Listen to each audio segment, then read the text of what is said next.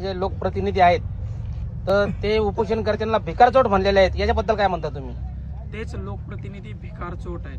त्यांनी भिका मागून मागून आमचं खाल्लंय रे. आमच्या टाळूवरचं लोणी तुम्ही खाल्लंय रे.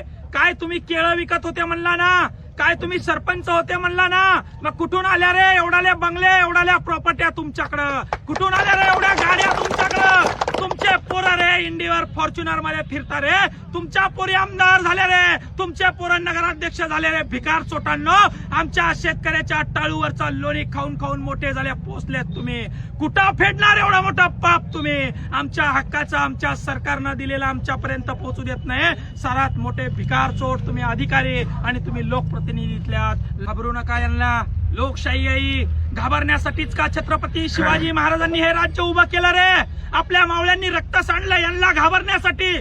या वाळगुंडांना, हे वाळू काढणारे, हे रात्री दारू विकणारे, हे अवैध धंदे करणारे, हे आपल्या आई बहिणीवर वाईट नजर टाकणारे वाळगुंड, यांना तुम्ही घाबरतात का? छत्रपती शिवाजी महाराजांनी काय शिकवलं? डॉक्टर बाबासाहेब आंबेडकरांनी काय शिकवलं? अरे उभे राहा, मैदानात या, लोकशाहीची ही तलवार बाहेर काढून गावागावात इलेक्शनला उभं राहा. मी सांगतोय, पंचायत समितीला उभं राहा, जिल्हा परिषदला उभं राहा. यांची बोकांडी पाय देऊन निवडून या आणि आपले काम आपण स्वतः करा. वारंवार सांगतोय, या भेकरांना घाबरू नका. यांना वजन लागत असेल, अर्जावर यांना पैसा लागत असेल तर नारायणराव, विकासराव, इथून पुढचं आपलं उद्याचं आंदोलन ठेवा.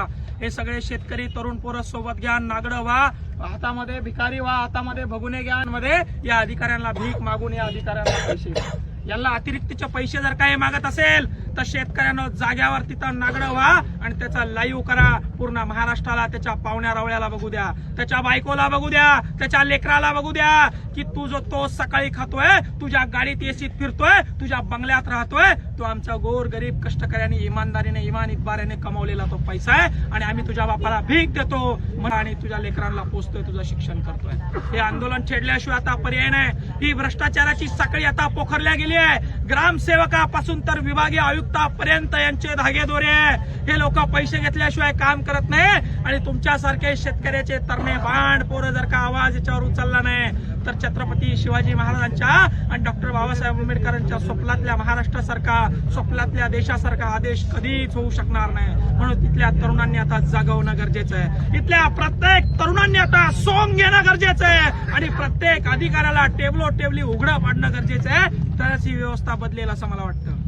तर नागडं होऊन भीक मागून यांना, या अधिकाऱ्यांना आम्ही पैसे देणार आहे, लाईव्ह करून पैसे यांना देणार आहे. आता यांची लाज या अधिकाऱ्यांची यांनी सांभाळावी. एवढं 30-30, 40-40, 25-25, 10-10, 15-15 वर्ष ड्युटी केली. 10-5 हजारासाठी आपली लाज घालू नका. याच्यानंतर एकही अधिकाऱ्यांना मस्टरसाठी ग्रामपंचायत पासून तर तहसीलदारापासून तर सीओ पर्यंत पैसे मागितले तर त्यांना उघडं पाडण्याचं काम या ठिकाणी आमची संघटना, आमचे तरुण बांधव शेतकरी पोरं या ठिकाणी करणार आहे. तर तसं काही काम पुन्हा एकदा करण्याची गरज वाटते का तुम्हाला? हे आंदोलन एका माणसाचं नाहीये, ही साखळी एका माणसाची नाहीये, ही पार मंत्रालयापर्यंतची साखळी आहे. मंत्रालयामध्ये 2-2 लाख रुपये दिले तेव्हा 20 लाखाचं काम मंजूर होतं. 20 लाखाचं काम मंजूर झालं, 1 लाख रुपये दिले तेव्हा त्याचं इस्टिमेट, त्याचं एमबी होतं. एमबी झाल्यानंतर पुन्हा 2 लाख रुपये दिले की त्याचं बिल खात्यावर येतं. अशा 20 लाखाच्या कामाला 5-5 लाख रुपये खर्च आहे. आणि म्हणून ही साखळी तोडायची असेल तर एकदम पेटून उठावं लागेल. छत्रपती शिवाजी महाराजांनी जसा उद्रेक केला, छत्रपती शिवाजी महाराजांनी जसा विद्रोह केला, जसा डॉक्टर बाबासाहेब आंबेडकरांनी विद्रोह केला, जसा भगतसिंगांनी विद्रोह केला, इथल्या प्रत्येक शेतकऱ्याच्या तरुणाला तो विद्रोह करावा लागेल. तरच यांची मुस्कटदाबी होऊ शकते. अन्यथा हे शेतकऱ्यांना गिळंकृत केल्याशिवाय राहणार नाही. हा एक मोठा राक्षस आहे आणि या राक्षसाला मारायचं असेल तर रामबाण उपाय एकच आहे. समोर या, टेबलावर झगडा, टेबलावर यांना जा विचारा. झोपलेले नाहीये त्यांनी, झोपेचं सोंग घेतलंय, सोंग. आणि झोपेचा सोंग घेणाऱ्या माणसाला आपल्याला सोंग घेऊनच उठवावं लागतं. म्हणून हे सोंग आम्ही या ठिकाणी घेतलेलं आहे. आता ते झोपायची हिमाकत पुन्हा करणार नाही. आता जर का त्यांनी झोपाची हिमाकत केली तर त्यांच्या वरिष्ठांच्या, अधिकाऱ्यांच्या बंगल्यामध्ये, घरांमध्ये हे सोंग आम्ही घेऊन जाणार आहोत. इथल्या माजी खासदारांनी हे कार्य केलं असेल, हे कार्य करत असताना एखाद्या समाजावर अन्याय झाला असेल म्हणून त्यांचा टांगापडती घोडे फरार या नगर परिषदला मला वाटतं या जनतेने केलेला आहे. तेच कारण आहे. हे केलेलं असताना ही हार लोकसभेची हार, ही विधान परिषदेची हार झाली असताना हा बाबा काय म्हणतो ऐकलं का तुम्ही? जातीय समीकरण बनलं म्हणून आमचं निवडून अरे आतापर्यंत जातीय समीकरण बनवून तुम्ही निवडून आल्यात. आतापर्यंत मराठ्यांना, या दलितांना, या गोरगरिबांना, या कष्टकऱ्यांना शिव्या देऊन तुम्ही तुमच्या सत्ता स्थापन केल्यात. आतापर्यंत मुस्लिमांना शिव्या दिल्या, वेगवेगळ्या जातींना शिव्या दिल्या आणि जातीय समीकरण बिघडवण्याचं काम तर तुम्ही या ठिकाणी केलं.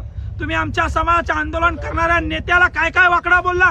तो नेता त्या ठिकाणी बीड मध्ये असताना देखील लाजा वाटू द्या रे. माजी जालन्याचे खासदार तुम्ही माननीय मनोज जरांगे पाटील या ठिकाणी येऊन गेले, तुम्हाला लाज कशी वाटली नाही. तुमचं घर या ठिकाणी एक पाऊलाच्या अंतरावर नाही आणि तुम्ही या ठिकाणी आलेलं नाही. तुमचं कर्तव्य अक्षरशः तुम्ही विसरलेले आहात आणि म्हणून जनता तुम्हाला आता उखडून फेडल्याशिवाय राहणार नाही. नवीन पर्याय या तालुक्याला निर्माण केल्याशिवाय राहणार नाही आणि नारायण लोखंडेच्या रूपात, विकास जाधवच्या रूपात असे एक ना अनेक तरुण या गावागावामध्ये तालुक्यामध्ये उभे राहणार आहे. या व्यवस्थेच्या छातडावर पाय देऊन ही व्यवस्था सुधारवण्याचं काम गोरगरीब कष्टकरी शेतकऱ्यांसाठी आता हे तरुण करणार आहेत आणि तरुण हे संघटन या ठिकाणी करतायत आणि त्याचं फळ या ठिकाणी आपल्याला हे दिसून येत आहे. आजच्या तरुणांना धंदा आहे का? आजच्या तरुणांना व्यवसाय आहे का? आजच्या तरुणांना नोकरी आहे का? मग तुमच्याकडे काय आहे? आजच्या तरुणांच्या लेकरांना शिक्षण तरी आहे का? जे तरुण शिक्षण घेत आहेत त्यांना व्यवस्थित शिक्षण तरी आहेत का? अरे तुमच्या शाळेच्या इमारती तरी नीट आहे का? तुमच्या शाळेत पिण्यासाठी व्यवस्थित पाणी तरी आहेत का? तुम्हाला रस्ते येण्या जाण्यासाठी नीट आहेत का? नाही ना. मग काय राहिलंय तुमच्याकडं? ऐशोआराम तुमच्या वाट्याचं भोगलंय ना दानवे साहेबांनी. तुमच्या वाट्याचा ऐशोराम भोगलाय ना सत्तार साहेबांनी. तुमच्या वाट्याचा ऐशोराम भोगताय ना चव्हाण साहेब. तुमच्या वाट्याचा ऐशोराम भोगताय ना कल्याण काळे. अरे या सगळ्या लोकांनी लुटून खाल्लंय ना. टाळूवरचं लोणी खाल्लंय ना तुमच्या. कधी जागणार आहात? कधी तुम्हाला जाग येणार आहे? आता तुमच्या हातात मायबाप काही राहिलं नाही. अरे आता लढा. नागडं व्हायला घाबरताय काय? तुम्हाला नागडं केलं यांनी. तुम्ही मंद झालात. तुम्ही मानसिकतेमध्ये झगडतायत. अरे यांना झगडा, बाहेर या आणि या रणांगणात उडी घ्या, उभा राहा आणि यांना उत्तर द्या.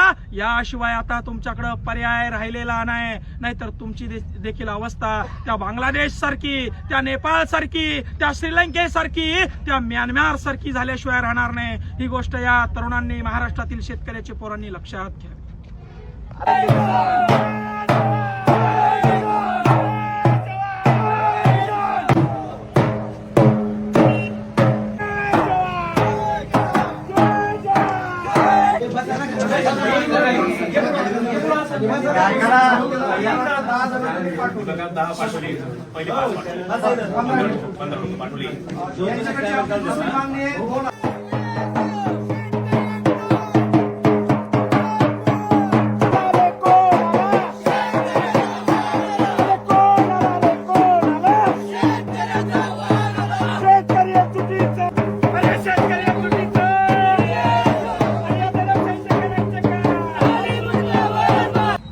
सरकारनं, या अधिकाऱ्यानं झोपेचं